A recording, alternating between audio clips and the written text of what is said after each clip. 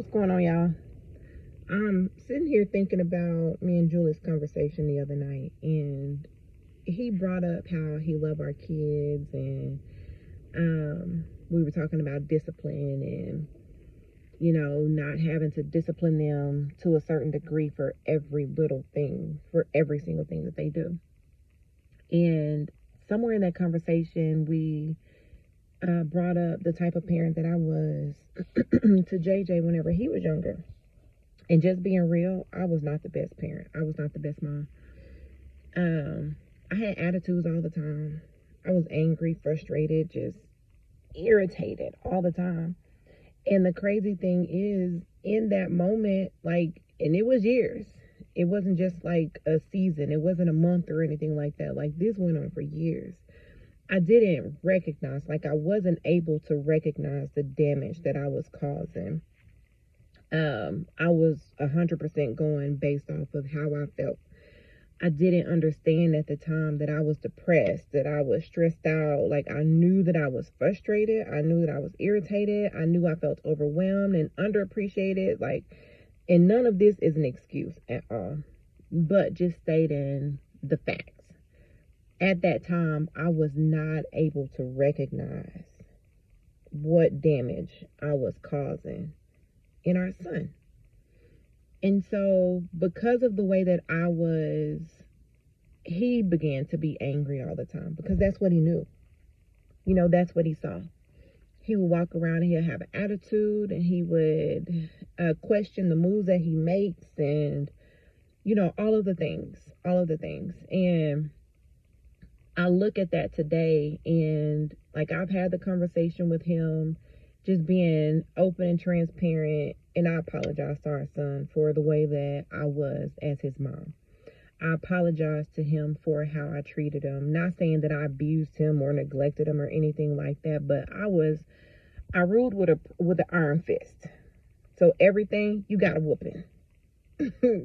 And Ashton Zari don't have the same version of me that he had. So he's been growing with me. So he knows the ugliness that I presented. But I took that time out and I apologized to him. And if something else comes up, I apologize to him about it.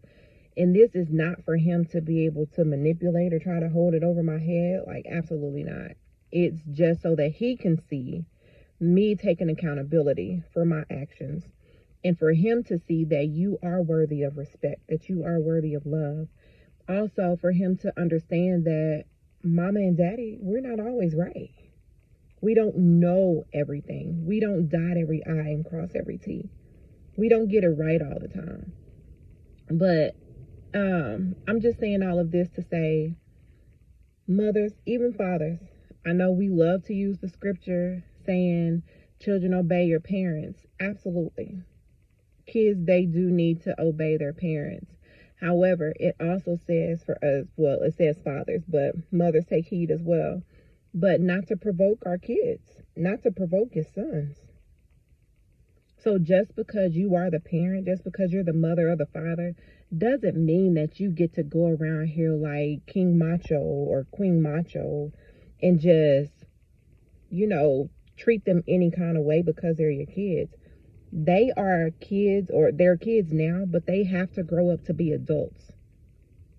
They have to go out into society.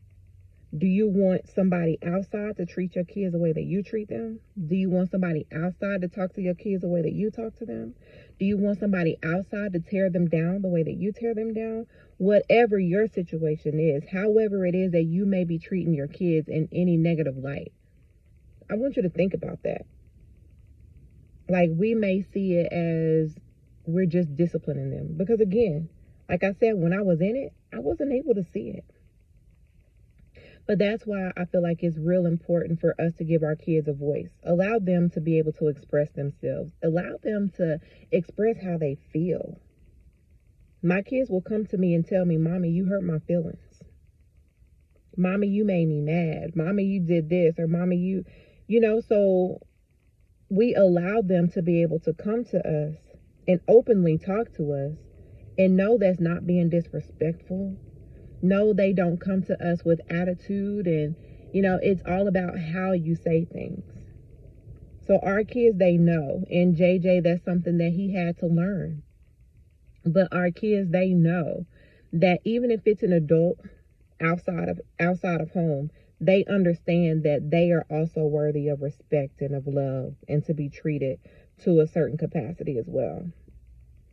But it took us, and you know, I can't speak for Julius, but just speaking for myself, it took me actually seeing my wrong, seeing the error in my ways, and doing the work to fix it, going back and cleaning it up, taking ownership for me dropping the ball. So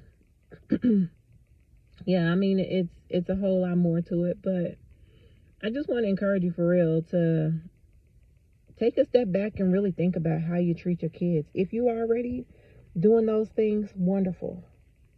But it may be somebody that you know that's not. And you sitting on the sidelines and you're watching those kids and you seeing their heart break. Again, they're gonna have to become adults one day.